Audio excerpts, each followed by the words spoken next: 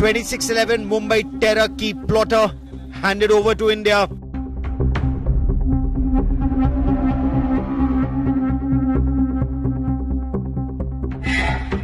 Captain Tahawur Hussain Rana handed over by the US to NIA.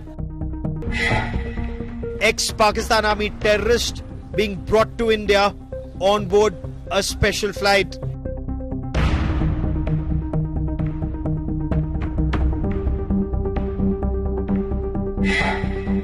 The Pakistani military jihad complex planned to target Siddhivinayak Temple and National Defence College.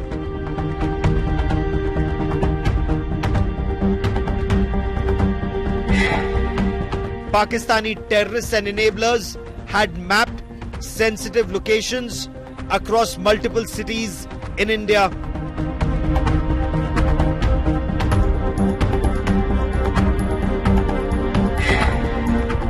Will Captain Tahawwur Hussain Rana spill the beans, exposing Pakistan's military jihad nexus?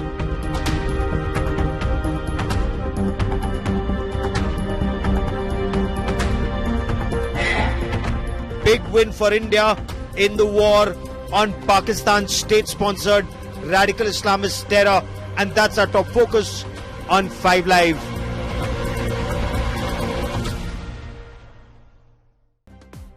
Close to 17 years after one of the worst terror attacks in India, the 2611 Mumbai terror attacks in 2008, finally there's a glimmer of hope.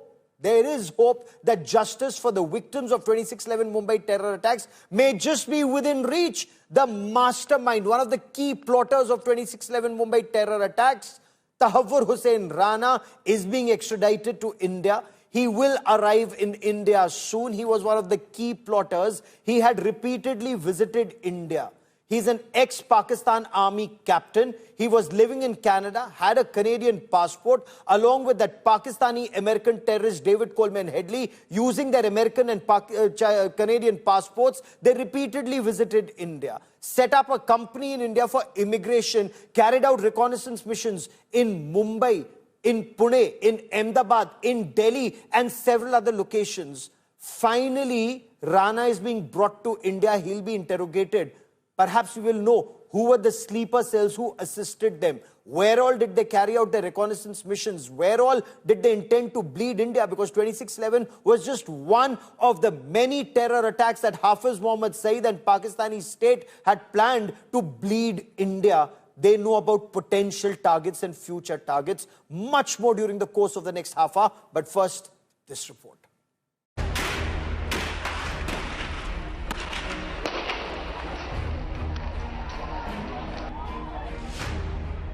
Tahawwur Rana, one of the key conspirators behind the 2611 terror attack in Mumbai, is extradited from the United States. Rana is set to arrive in India Thursday morning, escorted by a team of intelligence and investigative officials. The terrorist is being brought in a special plane which will stop at an undisclosed location en route to New Delhi. High security arrangements are in place at jails in both Delhi and Mumbai. Rana, a Pakistani-origin Canadian businessman, was an active operative of the Lashkar-e-Taiba. He helped David Headley, alias Daud Gilani, with travel documents for his reconnaissance of Mumbai targets. India Today accessed the NIA charge sheet that reveals Headley and Rana spoke over 200 times during Headley's 8 visits to India before the 2611 attacks. David Headley too played a pivotal role in planning the attacks. In June 2006, Headley applied for an Indian visa with Rana's help, arriving in Mumbai on September 14, 2006. In June 2007, Headley extended his visa for 10 years with Rana's assistance.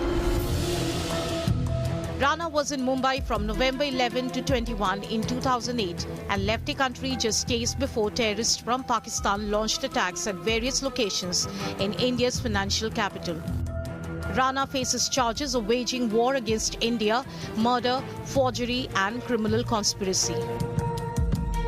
Today I'm pleased to announce that my administration has approved the extradition of one of the plotters and one of the very evil people of the world, and having to do with the horrific 2008 Mumbai terrorist attack to face justice in India. So he's going to be going back to India to face justice. Now, almost 2 decades later, the mastermind is back on Indian soil. And every Indian has one thing on their mind: justice. Bureau Report, India Today.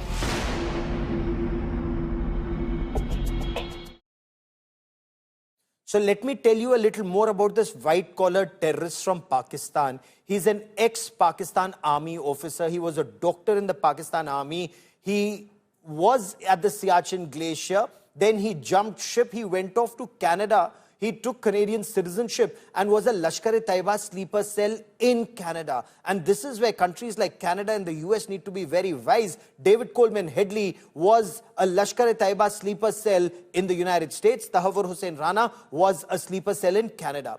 He knew about the 26/11 Mumbai terror attacks, or the plot to target Mumbai, multiple locations in Mumbai, right from 2005. That's when the plot was hatched. He provided logistics, financial support and cover to people like David Coleman Headley, and I wonder how many others from Pakistan who used this America and Canada route to come to India, set up a business in India and recce prominent places, and they made very powerful friends in India. We know about some. Unfortunately, we don't know about many others. I hope that information finally comes out. So he collaborated with terrorists like David Coleman Headley, with Rahman and Ilyas Kashmiri for future attacks. Post 26/11, they wanted to carry out more terror attacks. That was Hafiz Saeed's instruction to them. Now, David Coleman Headley had persuaded Rana to meet Rahman in Dubai, and he helped Headley get a visa, a multiple entry visa to India. Used his Chicago office, and that was, he set up this first world immigration company in Chicago with an office in Mumbai. And that gave him the cover to carry out reconnaissance in India. He provided exact details like coordinates, GPS coordinates to the Pakistani Lashkar-e-Taiba terrorists and ISI about where Chhatrapati Shivaji Terminus was, where Cafe Leopold was, where Ville Parle was, where Taj Hotel was, where Nariman Point was. And these were exactly the places that were targeted by the Pakistani terrorists. And he and David Coleman Headley operated in tandem, took instructions directly from Hafiz Muhammad Saeed and a certain Major Iqbal of the Pakistan ISI. The Narendra Modi government has relentlessly been pursuing the extradition of Captain Tahawur Hussain Rana from the US to India. Remember, both Rana and Headley were tried in US but let off in 26/11 Mumbai terror attacks case. They were convicted in the Copenhagen terror attack case. But his interrogation is more than just an academic exercise. Hafiz Saeed, like I said, wanted to continue bleeding India. He wanted to inflict more than 1,000 cuts on India. And these educated white-collar terrorists like Tahawwur Rana and David Headley, and I wonder how many other secret weapons did Pakistan have in India? They were recruiting sleeper cells in India.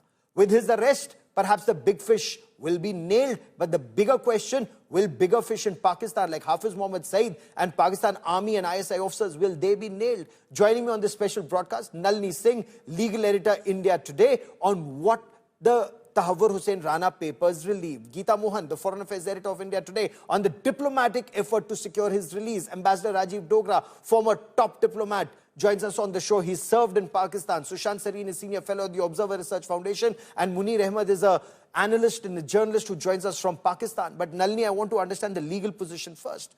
Right now, this 64-year-old Pakistani terrorist is shivering like a leaf. He doesn't want to be extradited to India because he says that he is a Muslim of Pakistani origin.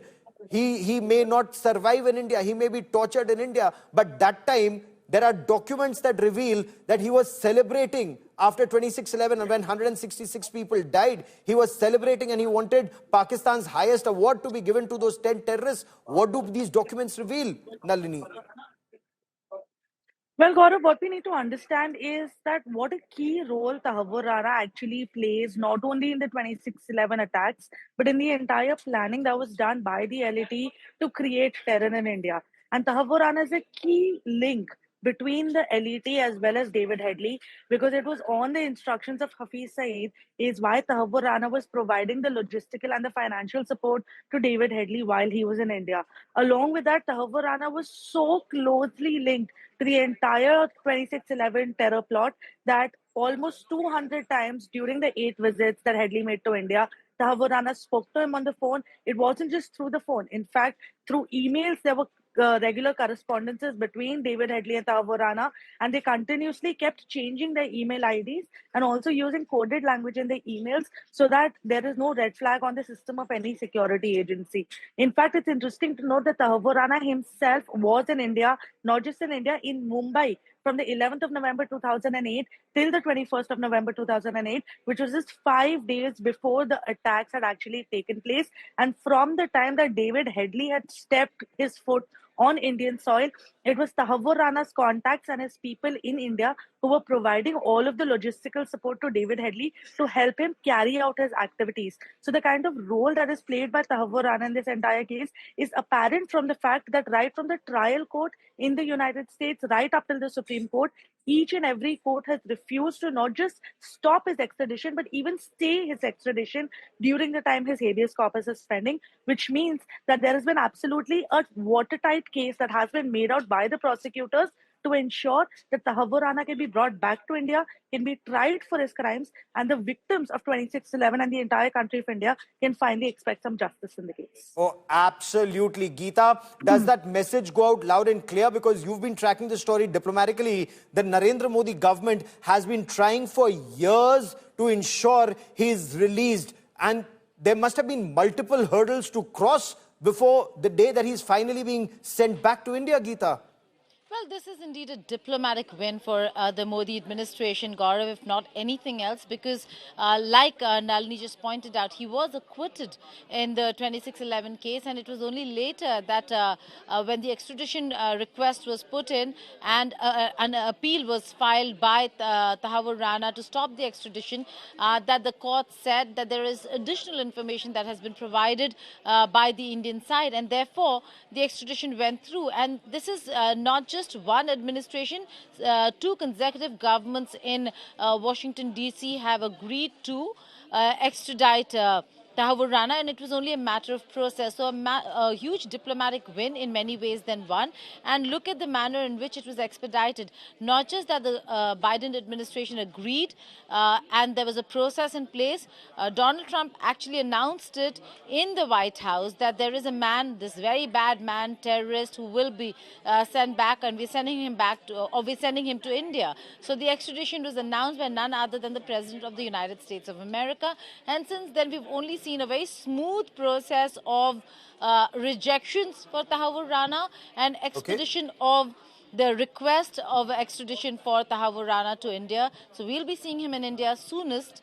And then the real case, having one person here in India against all those actors in Pakistan, could also start. Very interesting link that you point out, Sushant Sareen. The fact that this terrorist was that crucial link between the 10 terrorists who targeted Mumbai, the locations that had been targeted in India, and the orders that came from the likes of Major Iqbal, a certain Major Iqbal of Pakistan's ISI, and Hafiz Mohammed Saeed directly. What more can you tell us about why this is more than just an academic exercise? The sleeper cells in India and the recce that he had carried out. What more can you tell us, Sushant Sareen?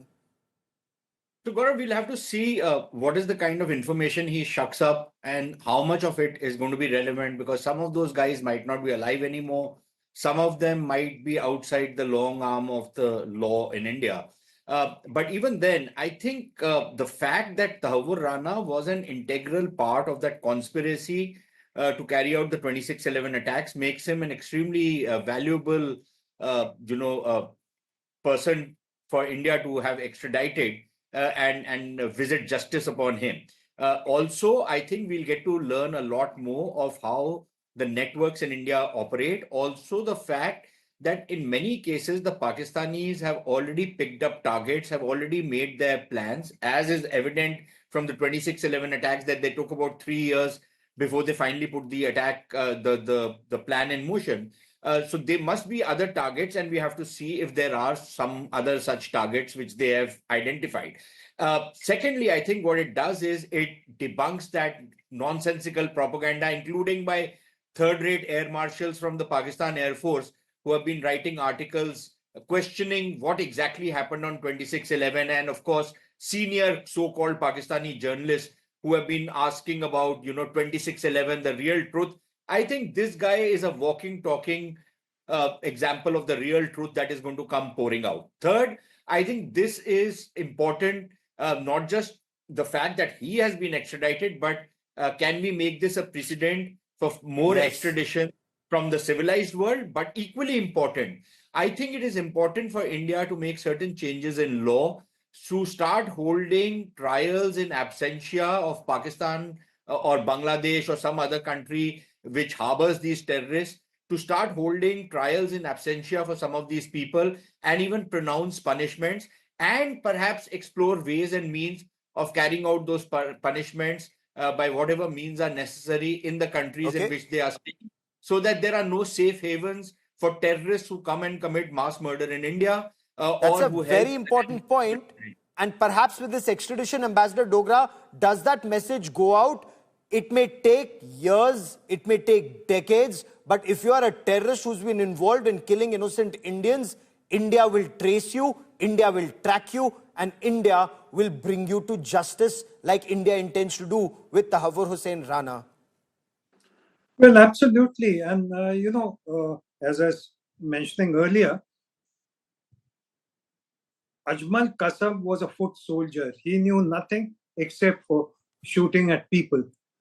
Rana is the first real villain and mastermind of 26/11 that has come to India's fold.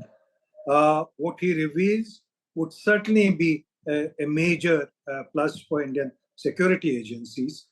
More than that, what surprises me is how come a person of Pakistani origin could establish an office in India with such ease. Not only that, how come a person of Pakistani origin like Headley get 10-year visa? I know from my experience that for a Pakistani origin person, getting even a 10-day visa is next to impossible. Unless even if he's an American or a Canadian passport holder. Exactly. We go into minute details as to where he was born, why is he wanting to go to India, and so on. It is reciprocal. Pakistan is much more rigorous in this respect. So for him to get that 10-year visa is like climbing the Mount Everest. Who helped And yet him he get apparently that visa? did it with relative ease. The fact that he got visas and set up a company in Mumbai, perhaps that question will finally be answered. Who were the facilitators in India, Ambassador Dogra? Exactly. Who were the facilitators, wherever they were, for such a major visa lapse? The second thing is that Rana's role has been understated. It has been unacknowledged and is relatively unknown compared to what Headley has been accused of and what Headley did. Whereas Rana is equally culpable because he had wrecked India, he had wrecked the places where ultimately that carnage took place.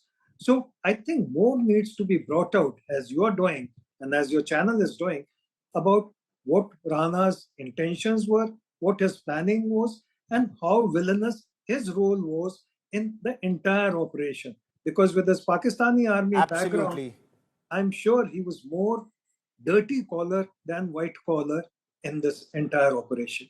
Sir, I had covered Tahawur Hussain Rana's trial in Chicago and David Coleman Headley, and information that came out was shocking. The FBI had carried out a detailed investigation. They tracked their car, both Headley and Rana. They wouldn't talk in their house, so they knew that even FBI could be snooping on them. They would get into their car and they would drive, and then they would talk in a moving vehicle. But the FBI was a step ahead. They had put listening devices in that car, and they would track that car and listen to that conversation which was played out in court. And all this information came out in that Chicago federal court. Munir, since you've joined us from Pakistan, I want to understand from you, sir, a Pakistan army captain living in Canada plots a terror attack in India. is in touch with a certain Major Iqbal and with Hafiz Saeed and with Ilyas Kashmiri and several others. Do we expect Pakistan to take action against any information that's revealed by him, either earlier in Chicago or now in India? Thank you, first of all, for taking me to your show. And this would be my own personal opinion as a geopolitical analyst. First of all, I believe when he is a Canadian national, he's no more a Pakistani national.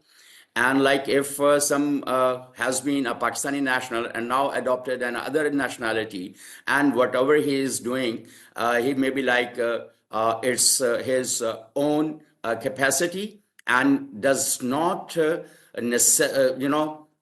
represent Pakistan. This is my first. This is the first point, and second is I really sympathize whatever happened in that incident, because 166 lives were gone, and those were the human beings. Of course, even we cry for the animals as well. And this is the heinous crime, and it should be investigated. And when it is sort of when you blame some other country, I think there should be some independent judicial trial. Federal Bureau of Investigation is not Indian. Munir, you either need to read up when you come on the show. I'm sorry, you need to read up. I don't have time to waste. You need to read up. Federal Bureau of Investigation is an American agency. It carried out an investigation. It found out that this man was involved in a terror attack. It found out of a certain Major Ilyas in Pakistan. It found out about a certain Hafiz Muhammad Saeed, and it implicated Pakistan's ISI. Is that independent enough for you? And this happened not now, but at least a decade earlier. Is that independent enough for you, sir? You are true. India does not want Pakistani platitudes. We want action on terror. Do we expect it? Excuse me. Until proven guilty in real terms, then you cannot, blame Pakistan. Absolutely, and that's exactly why Sushant Singh. That's exactly why, for example, Hafiz Muhammad Saeed, who's a UN-designated global terrorist, leading a UN-designated banned terrorist organization, can continue to lead the Eid namaz at the Gaddafi Stadium in Lahore, and Pakistanis say, "Oh, he's not convicted. It's okay." Munir, seriously, no wonder Pakistan is treated as an international terror center. So Gaurav, Sushant. Before your question, I was just making some talking points. First Sushant and then Munir. So Gaurav, I was just making some talking points, and one of the first things which I'd written down as a jotting point, and this reflects the insincerity and the dissemble which is being indulged by your Pakistani guest. He's pretending that he's very sincere, that his heart is weeping because so many people were killed, but actually he celebrates the death of people in India. But my point, the point which I'd written was the Pakistanis will deny and claim that he's a Canadian or an American, right? This is a standard operating procedure by all these ISI-linked hacks inside Pakistan. This is their standard form of denial and plausible deniability that they maintain. That's point number one. Secondly, you talk about Hafiz Saeed. Incidentally, let me just join issue with Ambassador Dogra, who's saying that, how come this guy was given a 10-year visa to India? Sir, we have given 10-year visas to Pakistanis, third-rate Pakistani analysts who come and pretend that they are very friendly and look for friendly relations with India. We've given them multiple entry visas for many, many years. What are you talking about, these fellows who are unknown quantities living in the West? We've done that to Pakistanis. You want names? I'll give you names out here. But on Hafiz Saeed, Gaurav, look, this man has been already convicted. Now, this gentleman from Pakistan today, until they have been proven guilty, Sajid Mir, who these guys said had died, had been buried, was dug up from his grave. Shall I interrupt? May I say something? If you would, I would like you to, but only if you're giving us some. Pakistani authorities have also grabbed several. Knows what conditions under which Hafiz Saeed is living, because apparently he's in jail, but he's free to be moving around. So this is the kind of prison system which they've set, which is basically an eyewash to the international community, which had been leaning on them to act against these internationally designated terrorists. The Pakistanis do not want to do it because these are assets of the Pakistani state. So if you expect It that is not a matter of Shocking. like who is the They will asset of which government. It's basically like when we see in Pakistan there are so many terrorist activities for long years, and we have been suffering from those terrorist activities. And And yet whenever you don't the act clues are against terror. found by the agencies of Pakistan, it comes like the raw agents. And we have Pakistani authorities have also Is nabbed that some. your response? And this Really? is the On civilized cross-border. television, that's your Excuse me, response? this is the cross-border No, things. hold on. Do you understand why Pakistan is treated like an international terror epicenter? Any terror attack across the world is linked back to Pakistan. You know why your passport is amongst the worst in the world? Why Pakistanis are strip searched virtually across the world? Because Pakistan defends terror. Because Pakistan refuses to condemn terror. Because Pakistan celebrates It terror. is a Like this chap, Tahawur Hussain Rana, who was Excuse me, celebrating it with is- whiskey, which is haram in your religion. He was celebrating with Scotch excuse me. whiskey, saying give national awards Excuse me, to all it these is a 10 terrorists who are narrative carrying out built that up terror attack in by India. those who are against Pakistan since the day of its inception. And I believe that we need to take more carefully such kind of cross-border issues. And it cannot be resolved by blaming and by such kind of incidents.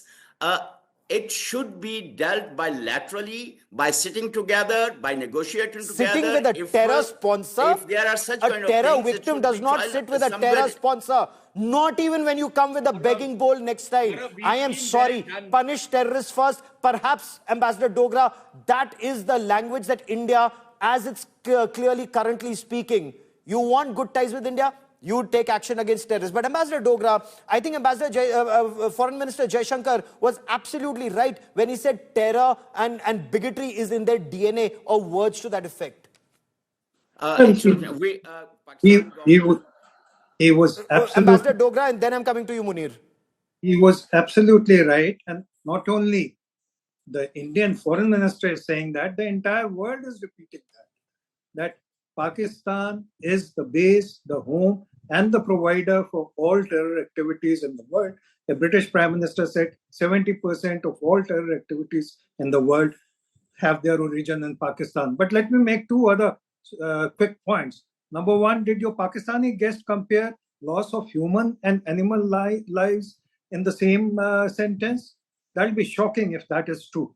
Second, That's their thinking. Go on, sir. Second, as far as visas are concerned, we cannot compare visas to a terrorist or terrorist accomplices with other visas. I don't know the background to what Sushant is saying. Sushant is a good young friend, and he must be correct as to some journalists who may have been given visas. But I am talking about a terrorist who plotted the death of over 160 Indian people, who was given a visa to establish an office here, who was given a visa to his colleague for 10 years. And this is literally unprecedented. Whatever may be the reason, this needs to be looked into as to who facilitated him. And as you said very rightly, the Indian connection in Mumbai or elsewhere in India also needs to be looked into on the basis of the fresh evidence that interrogation provides us with this Rana. And Sushant, before I bring in Munir, I really want you to respond to this. Very well-heeled people in Mumbai, they were whining and dining this so-called blue-eyed, white American-looking Pakistani-American terrorist called David Headley. Of course, give them the benefit of the doubt. They didn't know that he was a terrorist then. But even subsequently, all these elements who engage with the Pakistanis, who come to India, go back and then abuse India. Perhaps somewhere down the line, this Tahawur Hussain Rana and David Headley case should make it very clear. If you abuse India, you are unwelcome in India. They may beg for Indian aid, they may beg for Indian food and oil and electricity and God alone knows what. And then they go back and abuse India, whether it's on Kashmir or any other issue. It's unacceptable in New India. So, Shant, perhaps that message needs to go out loud and clear after Tahawur Hussain Rana's interrogation. Yeah, Gaurav, let me again join issue with you on this one. You are trying to give some kind of a clean sheet to some of those guys who were whining and dining with David Headley. And I might have agreed with you. But also remember that some of those same people whose family members were hand in glove with David Headley in one form or another, were also sitting in press conferences and saying that what happened on 26/11 was an RSS conspiracy. Yes. Or have you forgotten that? So if these guys their hands were so clean, they would not have done something as treacherous as that or as treasonous as that. So forget about these lowlives living in Bombay and these Bollywoodia types who were doing what they were doing. But I think on the larger point, Gaurav, you and I agree, perhaps Ambassador Dogra also agrees with us. But the fact of the matter is that some of those so-called journalists who we were giving these visas to and we were welcoming and fating out here are not people who came with a clean heart. And this gentleman out here who shows his upbringing and his mental makeup when he says killing of Hindus and killing of animals, he puts on the same pedestal and then his heart weeps. So forget about this character. But these kind of guys who say that, we should sit down, we should talk about it, we should have a dialogue. We tried it. We formed a joint anti-terror mechanism. What happened with that? We gave them information about terrorists being in a certain place. You know what they used to do? They used to take that information, then work backwards. Number one, tell the terrorists that you run away from here. We will do a raid and say we found nobody out here.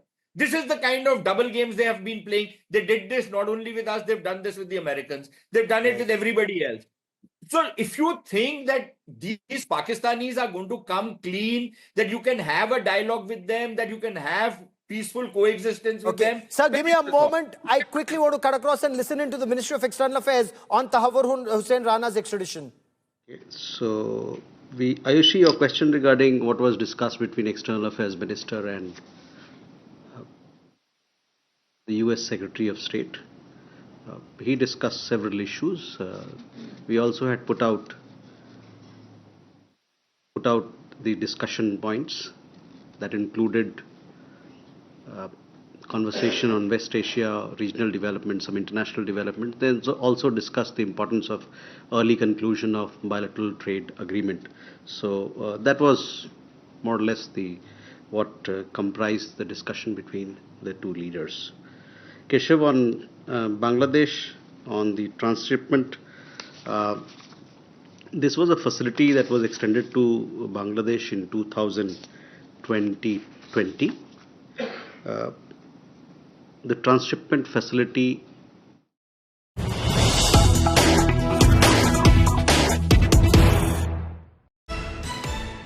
Major development taking place right now. External Affairs Minister Dr. S. Jaishankar is meeting the Union Home Minister Amit Shah. National Security Advisor Ajit Doval is also a part of this meeting, and this is happening in North Block just ahead of the extradition of Tahawwur Hussain Rana from the United States to India. We are told that this key security huddle is taking place just ahead of Rana's extradition. This is very, very crucial. Tahawur Hussain Rana, as a last-ditch attempt to avoid being extradited to India, had submitted before the Chief Justice in the United States of America in the Supreme Court, saying he's a Muslim, he's of Pakistani origin, and in case he's sent to India, it's almost akin to signing his death warrant or words to that effect. Of course, that's clearly not true, considering the lifestyle that people have in Indian prisons. Even Ajmal Amir Kassab had a fair trial, a free and fair trial in an Indian court. And there you see images both of External Affairs Minister Dr. S. Jaishankar and National Security Advisor Ajit Doval in that meeting, going for that meeting with the Union Home Minister Amit Shah. I quickly want to cut across to India Today's Jitendra Bahadur Singh. My colleague Jitendra Bahadur Singh joins us for more on this. Jitendra, अगर विदेश मंत्री और राष्ट्रीय सुरक्षा सलाहकार दोनों गृह मंत्रालय जा रहे हैं और नॉर्थ ब्लॉक में गृह मंत्री के साथ उनकी मुलाकात है, बेहद महत्वपूर्ण होगी, इसके बारे में क्या जानकारी निकल कर आ रही है जितेंद्र? और देखिए गौरव, ये काफी महत्वपूर्ण बैठक माना जा रहा है इन सबके बीच, जबकि ये लगातार कोशिश जो हमारी सुरक्षा एजेंसियां हैं वो कर रही हैं वहां से तहव्वुर राणा को अमेरिका से लाने के लिए। इसके बीच में केंद्रीय जो विदेश मंत्री हैं वो यहां पर पहुंचे हुए हैं, केंद्रीय गृह मंत्री अमित शाह से मुलाकात कर रहे हैं। इसके साथ ही एनएसए अजीत डोवाल भी यहां पर अब से थोड़ी देर पहले पहुंचे हैं। वो दोनों लोग एक साथ ही अलग अलग गाड़ियों से पहुंचे और उसके बाद अंदर नॉर्थ ब्लॉक में जो गृह मंत्रालय, केंद्रीय गृह मंत्री अमित शाह का ऑफिस है, वहां पर मुलाकात उनके द्वारा इस वक्त किया जा रहा है। एक काफी महत्वपूर्ण बैठक मानी जा रही है गौरव, ये क्योंकि पिछले हमने सुबह से देखा कि जो हमारी एजेंसीज हैं वो अमेरिका में है और वहां से एक विशेष विमान के जरिए तहव्वुर राणा, जो कि 26/11 हमले का मास्टरमाइंड है, उसको भारत लाया जा रहा है, ये बताया जा रहा है। और इसके बीच में यहाँ पर विदेश मंत्री एस जयशंकर की मुलाकात ये काफी महत्वपूर्ण मानी जा रही है, क्योंकि लगातार जो है इसमें जो टीम गई हुई है उसमें कहा जा रहा है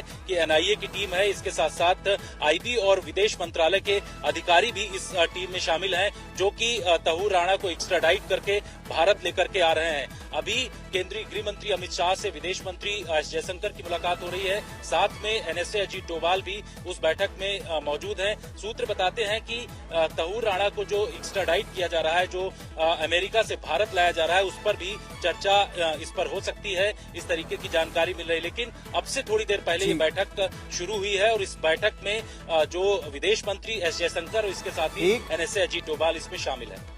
रहिए मेरे साथ, and Jitendra and I will continue this conversation in just a moment, but let's quickly cut across and listen into Randhir Jaiswal, spokesperson for the Ministry of External Affairs, specifically on the issue of Tahawur Hussain Rana's extradition to India.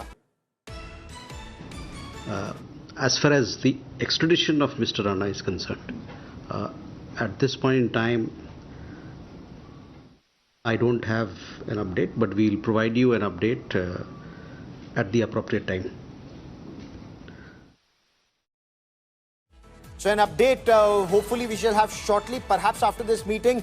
Jitendra, गृह मंत्रालय में जो meeting हो रही है, क्या तहव्वुर हुसैन राणा को दिल्ली लाया जाएगा, मुंबई ले जाया जाएगा, आर्थर रोड जेल के उसी अंडा सेल जिसमें अजमल आमिर कसाब को रखा गया था, क्या उसमें रखा जाएगा, तिहाड़ जेल में होगा? जो एनआईए की टीम है वो क्या क्या तैयारियों के साथ है इस समय?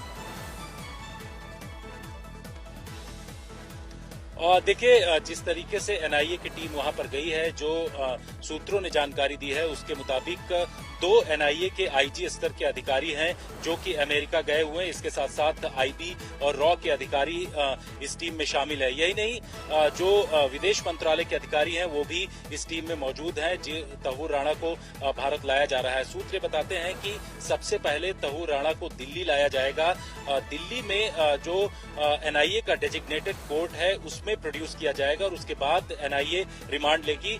उसके बाद ये जानकारी मिल रही कि एनआईए उससे विस्तृत पूछताछ कर सकती है। सबसे बड़ी बात यह है कि तहव्वुर राणा के जिस तरीके से डेविड कोलमैन हेडली से लिंक हैं, जो जानकारी मिल रही है उसके मुताबिक वो लगातार जो है पाकिस्तानी खुफिया एजेंसी आईएसआई के संपर्क में था। इसके साथ ही ये भी पता चल रहा है कि वो पाकिस्तानी आर्मी के भी संपर्क में था। तो इन तमाम चीजों की जानकारी जो है तहव्वुर राणा से जब एनआईए कस्टडी में लेगी और उससे पूछताछ करेगी तब पता चलेगा। लेकिन जो पहले से जानकारी जब एफबीआई ने पूछताछ किया था तहव्वुर राणा से, तो उस दौरान भी ऐसी खबरें निकल करके आई थी कि डेविड कोलमैन हेडली ने किस तरीके से तहव्वुर राणा को एज ए उसको ट्रेवल एजेंट के तौर पर इस्तेमाल किया और उसके बाद अलग अलग जगहों की मुंबई में रेकी किया। लेकिन तो इस समय जो बड़ा प्रश्न ये है कि पाकिस्तान में कौन कौन लोग इनके आका थे, किसके ये संपर्क में थे, and who were the sleeper cells in India, because these terrorists wanted to strike, according to information that was revealed, the Siddhivinayak temple in Mumbai,